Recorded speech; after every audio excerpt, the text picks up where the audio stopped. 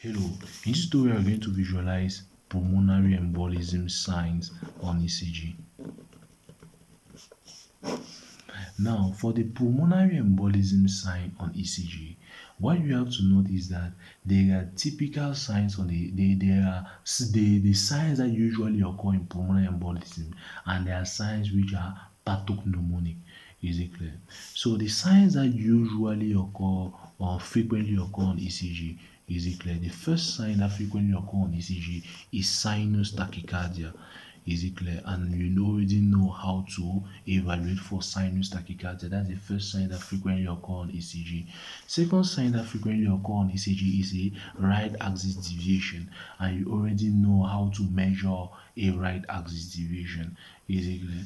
The third sign that typically occur on the ECG, you have a right ventricular hypertrophy, and you already know how to measure right ventricular hypertrophy. As we said the R wave all over the S wave is going to be greater than 1, or the R wave is going to be greater than 7 millimeters. That's right ventricular hypertrophy. Is it clear? And for right axis deviation, as we said, the AVF is going to be predominantly positive, and then the lead to one is going to be predominantly, the limb lead one wave is going to be predominantly negative. Those are the different things that we have visualized. Now, after the right ventricular hypertrophy sign, we have now another sign. So we have right ventricular hypertrophy sign.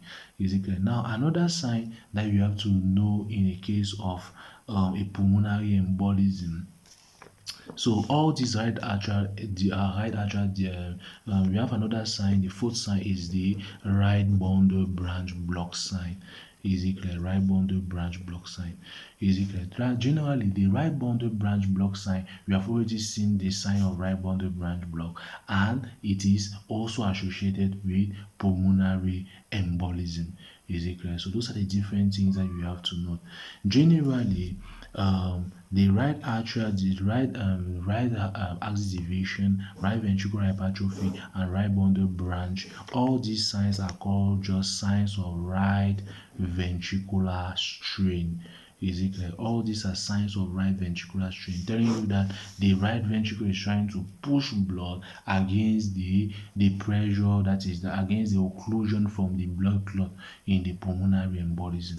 Is it clear? The right ventricle is pushing blood against that blood clot that occludes the pulmonary vessels, the pulmonary arteries, such that the right ventricle cannot contract. Is it clear? All these are signs of right ventricular strain. Now, all these four are frequent signs that you can see on pulmonary embolism. Is it clear? Now, the next element is the pathognomonic sign of pulmonary embolism on ECG. Is it clear? Every time you see this sign, it is typical of pulmonary embolism. So that pathognomonic sign is what? It is the S1 Cure3T3 aspect.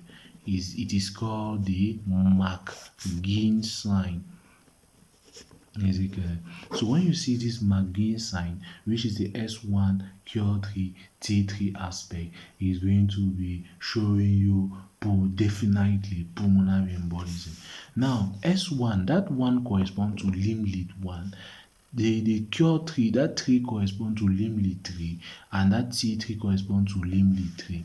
What does it mean? S1, it means that you have an enlarged, when you have an enlarged S wave on limb lead 1. Is it clear? If you have an enlarged S wave on limb lead 1, is it clear? The Cure3, if you have an enlarged, is it clear? An enlarged Cure wave on limb lead 3, if you have an enlarged S wave on limb lead 1, you have an enlarged Cure wave on limb lead 3, and lastly, you have an inverted T wave. If you have an inverted T wave if you have an inverted T wave on limb lead 3. Is it clear? So if you have an enlarged S wave on limb lead 1, you have an enlarged Cure wave on limb lead 3, and you have an inverted T wave on limb lead 3, it is the McGinn sign that shows the S1 Cure3 T3 aspect. That is the pathognomonic sign of pulmonary embolism. Is it clear? So generally, those are the signs that you have to visualize in pulmonary embolism. The next element that you're going to visualize is pericarditis.